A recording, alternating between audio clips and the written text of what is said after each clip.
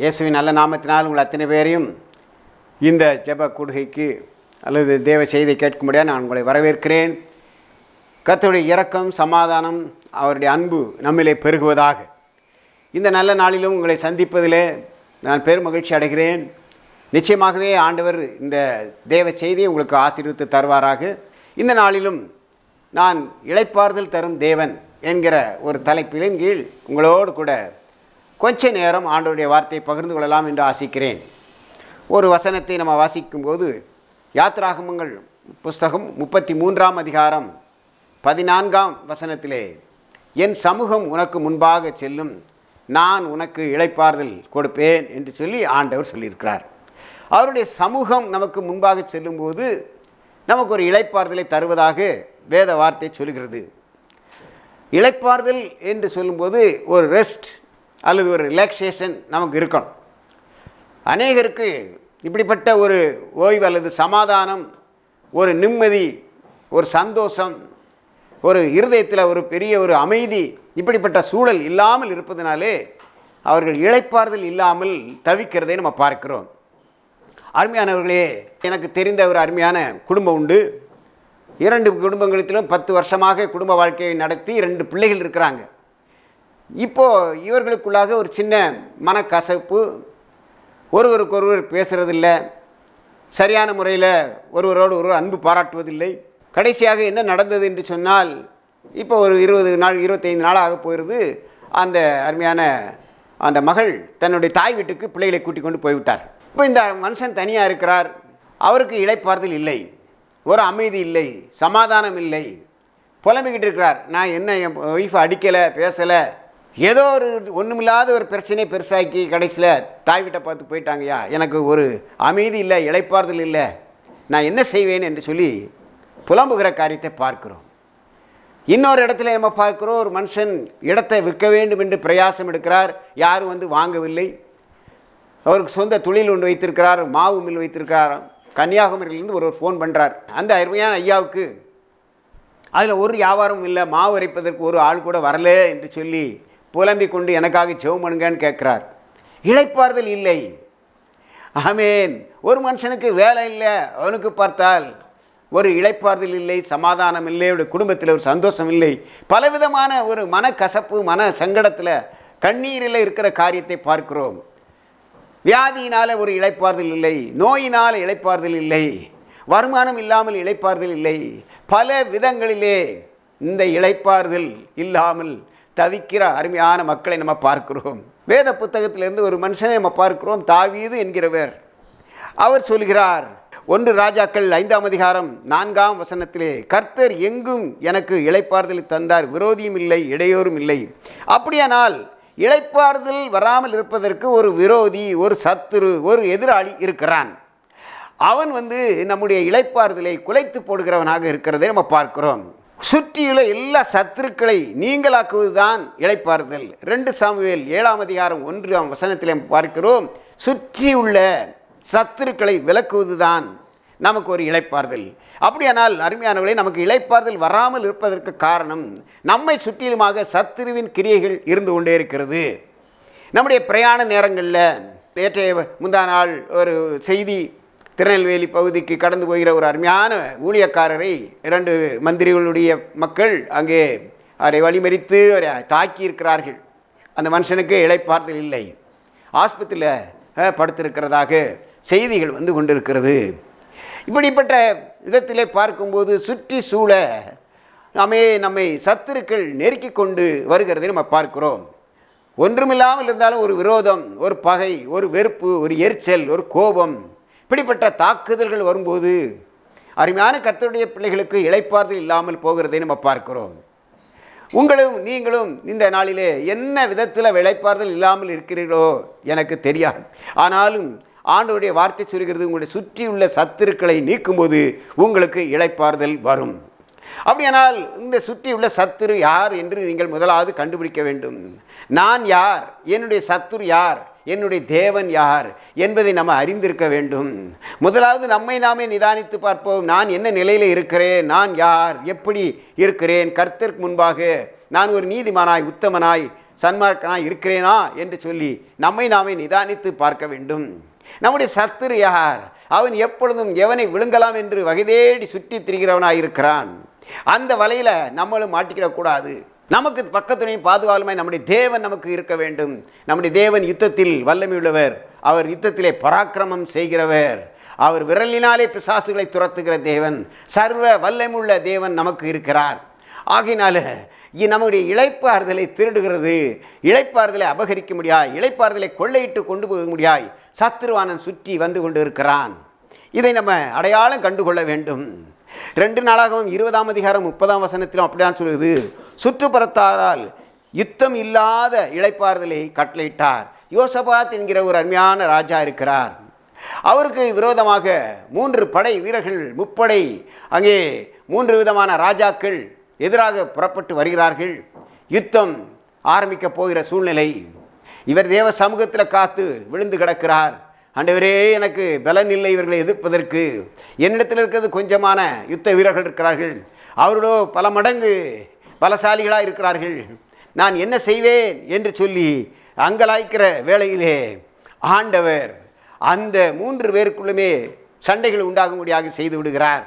அவர்கள் ஒருவருக்கொருவர் அடித்து மடிந்து போகிறார்கள். அப்பொழுது இந்த அருமையான மனுஷனுக்கு ஆண்டவர் இளைப்பாறுதலை கட்டளையிட்டார் என்று பார்க்கிறோம். சுத்துப்பறத்தாரால் யுத்தம் இல்லாதபடிக்கு அவர்களை இளைப்பார பண்ணினார் என்று சொல்லி நாம் பார்க்கிறோம். ஆகினால ஆண்டவரால் தான் நமக்கு இளைப்பாறுதல் வர வேண்டும். அப்படியானால் நம்முடைய சத்துரு யார் என்று நாம் பார்க்க வேண்டும். ஒருவேளை நம்முடைய வீட்டாரா, அல்லது பக்கத்து வீட்டில் இருக்கிறவர்கள் நமக்கு சத்துருவாக இருக்கிறார்களா, அல்லது வேலை ஸ்தலத்தில் நமக்கு போராட்டம், நமக்கு அங்கே சத்துரு இருக்கிறார்களா, வியாபாரம் பண்ண முடியாமல், போட்ட முதலை எடுக்க முடியாமல் அவை நஷ்டத்தின் மேல் நஷ்டம் கடந்து கொண்டே போகிறதா, ஒரு இளைப்பாறுதல் இல்லாமல் இருக்கிறோமா, என்ன வியாபாரம் செய்து என்ன ஒரு வழியும் இல்லை, 5 பைசா கூட எனக்கு மீதம் எடுக்க முடியவில்லையே, இப்படியாக என்னுடைய வாழ்க்கை போகிறதே, குடும்பத்தின் தேவைகளை சந்திக்க முடியவில்லையே என்று சொல்லி புலம்புகிறோம். நம்முடைய இளைப்பாறுதலை திருடுகிறதற்கு அல்லது நம்முடைய இளைப்பாறுதலை கெடுப்பதற்கு நம்முடைய சத்துரு யார்? நம்முடைய வீட்டாரா, பக்கத்து வீடா, அல்லது வேலை ஸ்தலமா, வியாபார ஸ்தலமா, பிரயாணம் பண்ணும்போதா, வண்டி வாகனங்களை ஓட்டும் போதா, எந்த இடத்துல நமக்கு சத்துரு வருகிறான், எப்போ நமக்கு இளைப்பாறுதல் நம்மை விட்டு கடந்து போகிறது என்று சொல்லி நம்மை நாமே ஆராய்ந்து பார்க்க வேண்டும். ஆண்டவருடைய வார்த்தை சொல்கிறது, உன்னோடு போராடினவர்களை நீ காண மாட்டாய் என்று சொல்லி, அவர்களை தேடியும் நீ கண்டுபிடிக்க மாட்டாய் என்று சொல்கிறார். அப்படியானால் நம்முடைய சத்துருவை புறமுதுகு காட்டி ஓடச் செய்யக்கூடிய நல்ல தேவன் நமக்கு இருக்கிறார். அவர் ஒருவராலே நமக்கு இளைப்பாறுதலை தர முடியும். இந்த இளைப்பாறுதலை தருவதற்கு நாம் என்ன செய்ய வேண்டும்? நம்முடைய அக்கிரமங்களையும் நம்முடைய மீறுதல்களையும் நம்முடைய பாவங்களையும் நாம் அறிக்கையிட வேண்டும். அவர் உன் அக்கிரமங்களை எல்லாம் மன்னித்து உன் நோய்களை எல்லாம் குணமாக்கி என்று சொல்லி நாம் 103ஆம் சங்கீதத்தில் வாசிக்கிறோம். அப்படியானால் ஆண்டவருக்கு அவன் நன்றி சொல்கிறான். என் ஆத்துமாவே நீ கர்த்தரை ஸ்தோத்திரி என்று சொல்லி அவன் முழு உள்ளத்தோடு ஆண்டவருக்கு நன்றி சொல்லுகிறதை நம்ம பார்க்கிறோம். அப்படியானால் ஆண்டவர் அவனுடைய அக்கிரமங்களையும் பாவங்களையும் மன்னிக்கும் போது அவனுடைய மனதிலே நோய்கள் நீங்குகிறது, அக்கிரமம் மறைந்து போகிறது, பாவம் நிவிருத்தி ஆகிறது, ஒரு இளைப்பாறுதல் உண்டாகிறது. அப்படியானால் தேவன் நமக்கு நம்முடைய பாவங்களை அவன் அறிக்கையிடும்போது உண்மையாய் மனஸ்தாபப்பட்டு நம்முடைய அக்கிரமங்களை மீறுதல்களை நாம் என்ன தவறு செய்திருக்கிறோம் என்பதை தேவனுக்கு முன்பாக நிதானித்து பார்த்து உண்மையான மனஸ்தாபத்தோடு ஆண்டவரிடத்தில் வருவோம் என்று சொன்னால் ஆண்டவர் நமக்கு இளைப்பாறுதலை தருவார். ஆண்டவருடைய வார்த்தை சொல்கிறது, மத்தேயு 11:28, வருத்தப்பட்டு பாரம் சுமக்கிறவர்களே நீங்கள் எல்லாரும் என்னிடத்தில் வாருங்கள், நான் உங்களுக்கு இளைப்பாறுதல் தருவேன் என்று சொல்கிறார். ஆமேன். பாரத்தை சுமக்கிறோம். குடும்ப பாரம், பலவிதமான நோயினால் வருகிற பாரம், பலவீனத்தினால் வருகிற பாரம், வீட்டின் சத்துருக்களால் வருகிற பாரம், பலவிதமான பாரங்களை நம்ம சுமந்து தவித்து கொண்டிருக்கிறோம். புலம்பலில் நம்ம பார்க்கிறோம், பாரம் சுமந்து எங்கள் கழுத்து நோவுகிறது, நாங்கள் உழைக்கிறோம் ஆனாலும் இளைப்பாறுதல் இல்லை என்று சொல்லி இந்த நிலையில் தானே நாமும் இருக்கிறோம். நம்ம சற்று சிந்தித்து பார்ப்போம். உழைக்கிறோம், நமக்கு இளைப்பாறுதல் இல்லை. பாரத்தை சுமக்கும், குடும்ப பாரத்தை கட்டி இழுக்க முடியல, நம்ம கழுத்தெல்லாம் நோவுது, நமக்கு இளைப்பாறுதல் இல்லை. ஆண்டவரிடத்தில் வருவோம், அக்கிரமங்களை மீறுதலை பாவங்களை அறிக்கை செய்வோம், தேவனிடத்திலிருந்து மன்னிப்பை இரக்கத்தை பெற்றுக்கொள்வோம். ஆண்டவர் நிச்சயமாகவே நமக்கு இளைப்பாறுதலை தருவார். அது கூட இல்லாமல் யோபு 3ஆம் அதிகாரம் 26ஆம் வசனத்தில் சொல்றார், எனக்கு சுகமும் இல்லை இளைப்பாறுதலும் இல்லை, அமைதலும் இல்லை, எனக்கு தத்தளிப்பே நேரிட்டது. இந்த நிலையில் அநேக ஜனங்களை பார்க்கிறோம். ஒரு வீட்டில் ஒரு வயதான மனிதன் அப்படி நோய்வாய்ப்பட்டு படுத்து விட்டால் போதும், குடும்பமே ஒரு அமைதியை இழந்து விடுகிறது. அவர்களுக்கு மிகவும் மன கஷ்டங்கள் வந்து விடுகிறது. இந்த மனுஷன் என்னையா இப்படி இந்த அளவுக்கு ஆகிப்போனாரே, இவர்களை வைத்து நம்ம என்ன செய்ய, எவ்வளோ பணச்செலவு, எத்தனை முறை தான் ஆஸ்பத்திரிக்கு போகிறது, ஒவ்வொரு ட்ரிப்புக்கும் ஆஸ்பத்திரி போகிறது, கடன் வாங்கி போகிறோமே, மீண்டும் மீண்டும் கடன் வாங்கி போய் நமக்கு ஒரு நிம்மதி இல்லாமல் இருக்கிறதே, இளைப்பாறுதல் இல்லாமல் இருக்கிறதே என்று சொல்லி அங்கே புலம்புகிற காரியத்தை பார்க்கிறோம். ஆகினால யோபு சொல்வது போல, எனக்கு சுகமும் இல்லை, எனக்கு இளைப்பாறுதலும் இல்லை, எனக்கு அமைதலும் இல்லை, தத்தளிப்பே நேரிட்டது. இப்படிப்பட்ட சூழ்நிலையில் இருக்கும்போது அவன் ஆண்டவரை விடாமல் பிடித்திருந்தான். உத்தமனும் சன்மார்க்கனும் பொல்லாப்புக்கு விலகுறவனும் தேவனுக்கு பயந்தவனுமாயிருந்தான். எத்தனை தான் சோதனை, எத்தனை தான் வேதனை, எத்தனை நோய், எத்தனையான காரியங்கள், நஷ்டங்கள், ஆடு மாடுகள் இழந்தது, வீடு வாசல் வயல் பிள்ளைகள் எல்லாவற்றையும் இழந்து விட்டான். ஆனாலும் ஆண்டவரை தூசிக்காமல் ஆண்டவருக்கு முன்பாக அவன் அமைதியாக இருக்கும்போது தேவன் ஒரு அற்புதத்தை செய்கிறார். அவனை முன்னிலைமையிலும் இரட்டிப்பான நிலைமையில் ஆண்டவர் ஆசீர்வதிக்கிறார். அவனுடைய இளைப்பாறுதலை கர்த்தர் அவனுக்கு கொடுத்தார். அந்த அமைதி இல்லாமல் சூழ்நிலை, தத்தளித்த சூழ்நிலை, சுகமில்லாத சூழ்நிலை, இளைப்பாறுதல் இல்லாத சூழ்நிலையை ஆண்டவர் மாற்றி அவனை சந்தோஷத்தினாலும் மகிழ்ச்சியினாலும் நிறைவாக்குனதை நம்ம பார்க்கிறோம். அருமையானவர்களே, தேவ சமூகத்தில் நம்ம ஒப்பு கொடுப்போம். ஆண்டவரை எந்த நேரத்திலும் நாம் அவன் வருத்தப்படுத்தக்கூடாது, அல்லது அவர் மேல் கசந்து கொள்ளக்கூடாது. இது எனக்கு என்ன, ஆண்டவர் இருந்து என்ன பிரயோஜனம், தெய்வம்னு ஒன்று இருந்தால் எனக்கு இப்படி நடக்குமா என்று இந்த கேள்வியை நம்ம கேட்கக்கூடாது. கர்த்தருடைய சித்தம் இல்லாமல் எதுவே நடக்காது. நம்ம தலை முடி கூட ஒன்று கூட கீழே விழாது என்று சொல்லி பார்க்கிறோம்.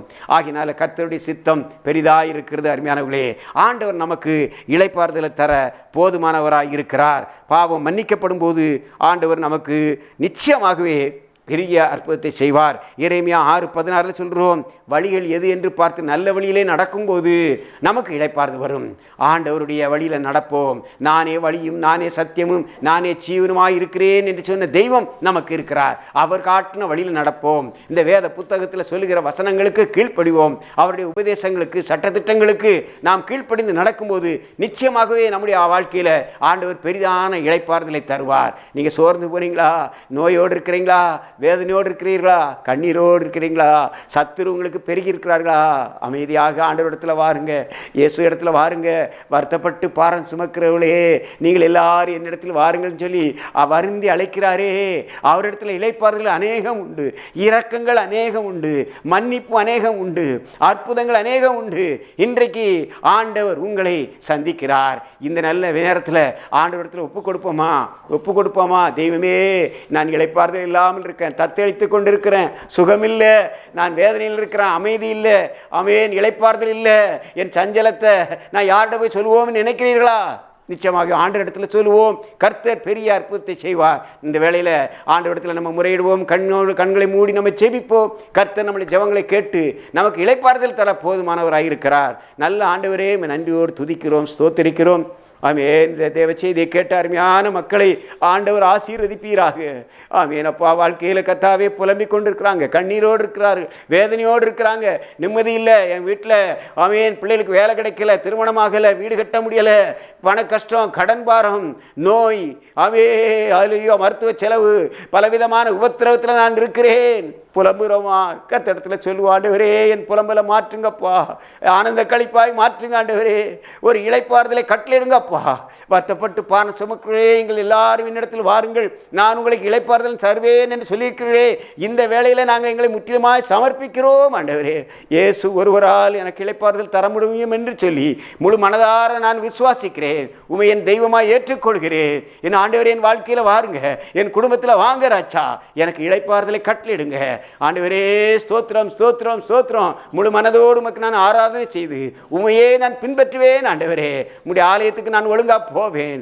ஆமேன். கர்த்தருடைய பிள்ளைகளோடு கூட ஐக்கியமாக இருப்பேன்.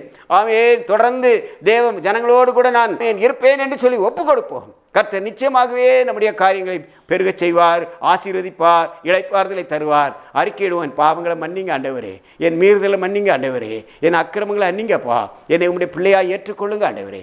உமக்கே ஆமென் எல்லா துதியும் கனத்தையும் மகிமையும் நான் செலுத்துகிறேன் ஆண்டவரே. நீர் எங்கள் ஜெபங்களை கேட்டதற்காக நன்றி, விடுதலை கொடுத்ததற்காக நன்றி.